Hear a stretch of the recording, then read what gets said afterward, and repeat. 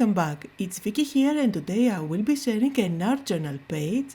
I will be working on my 6x6 journal, and this has watercolor pages inside. They are nice and thick, so whatever medium you will use is not going to bleed at the back. Plus, it's a nice size to start with art journaling if you are new to it, because you don't have to cover a big real estate. It's hardcover, and I made sure that it opens completely flat, making it super easy to work on. So I usually get inspired by the season or by specific products or focal points, and today's inspiration comes from this collection. This is a new one by Stamperia. And I just love the color combination in this one with all the blues and golds. So let's start working on the page, and I will use rice paper to begin with. Now rice paper is nice and thick and it gives you an instant background, so it is a great way to break that blank page. Now there is a pack where you can get all those designs. However, I don't like to use these as they are. I always like to cut out pieces and use them here and there, and sometimes I even combine rice papers.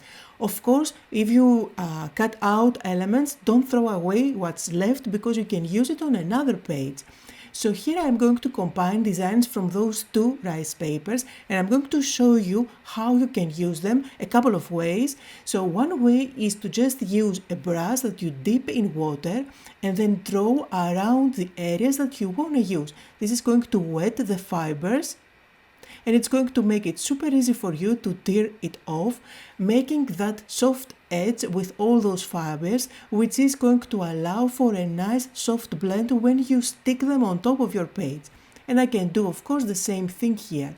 I'm not going for the focal points on those rice papers for today. I just want to use them as backgrounds.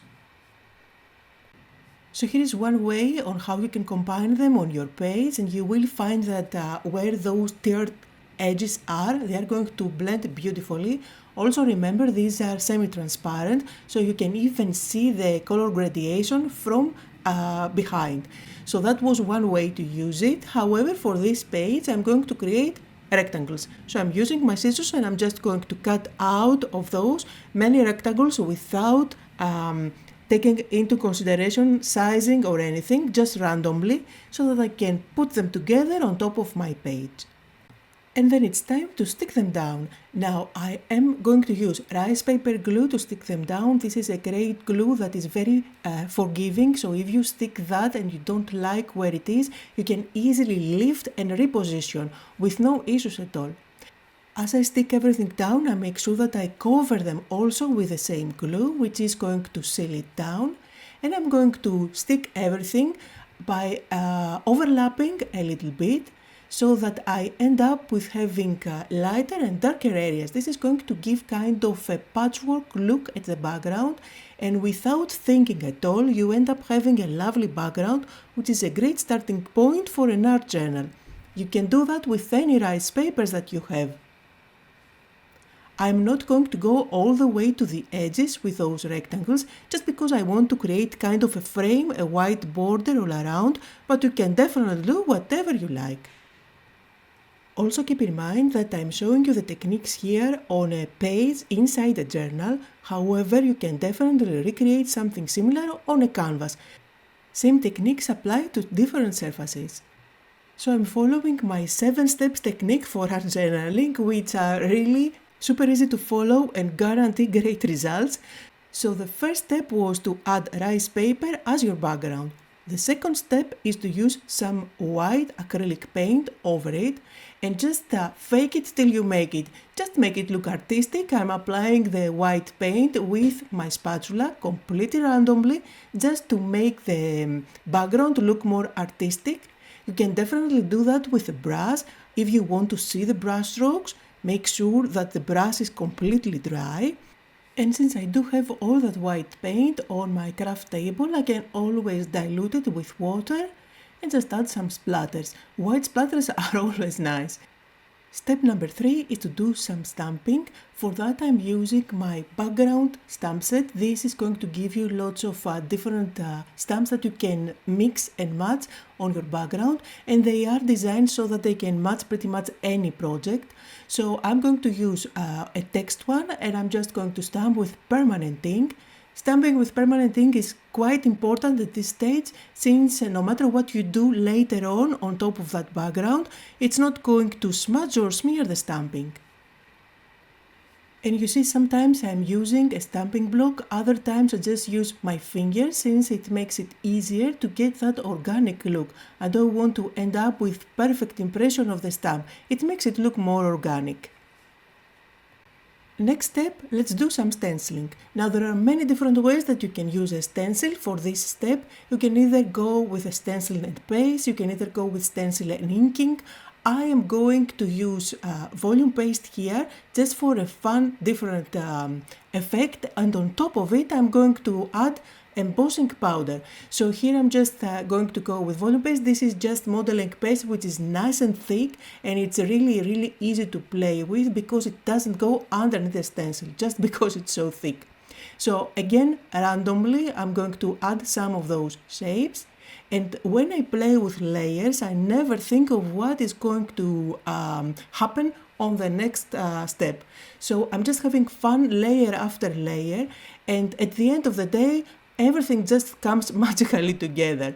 So here I'm just going to add my embossing powder, and this is copper, and it has lots of shine, as you can see, glitter.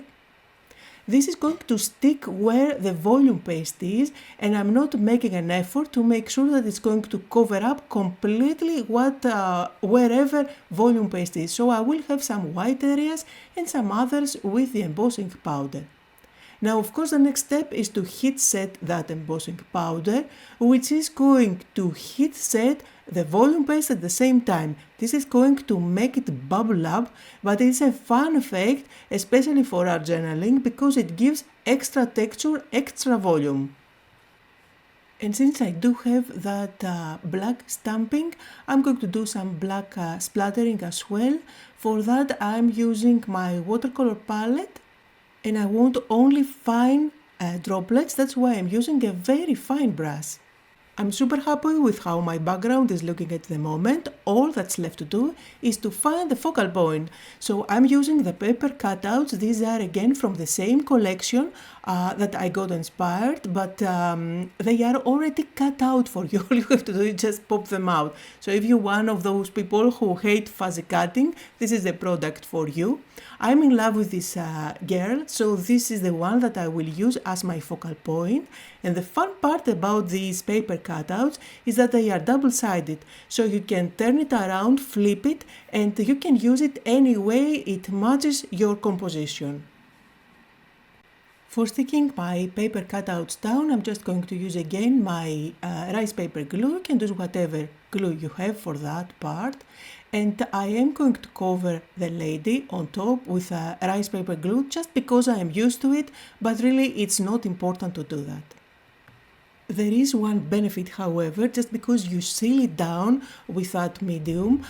If you do something by mistake on top, it's really easy to wipe it off.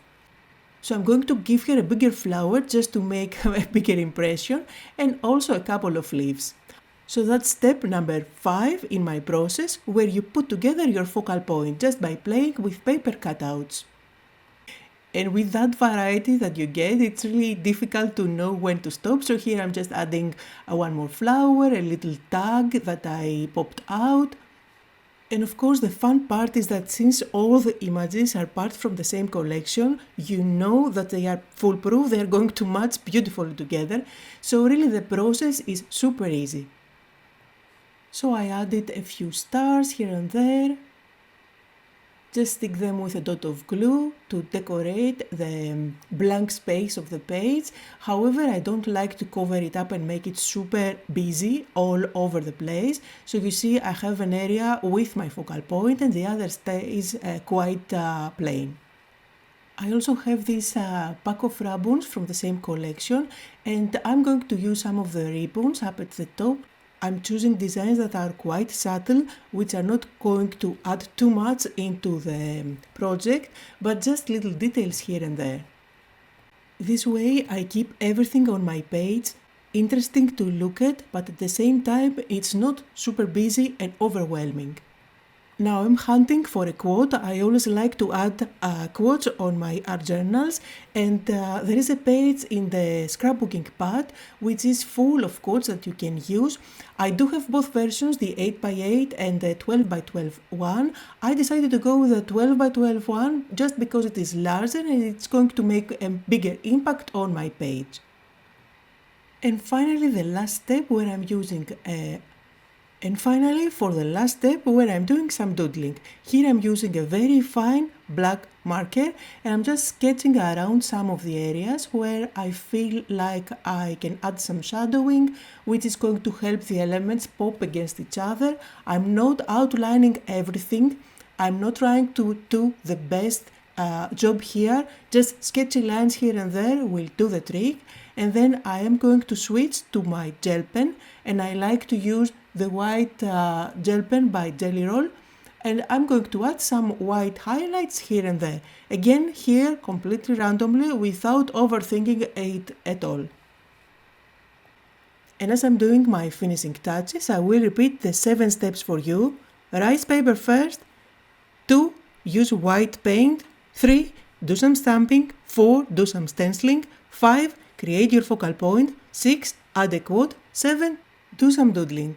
And we are done. Here are some close-up photos on the finished project. I hope that you had fun, that you got inspired. Thank you all so much for joining me today, and I'll see you all next time.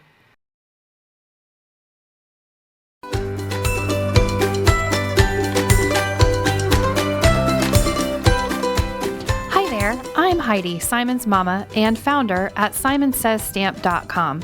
Thank you so much for watching our video.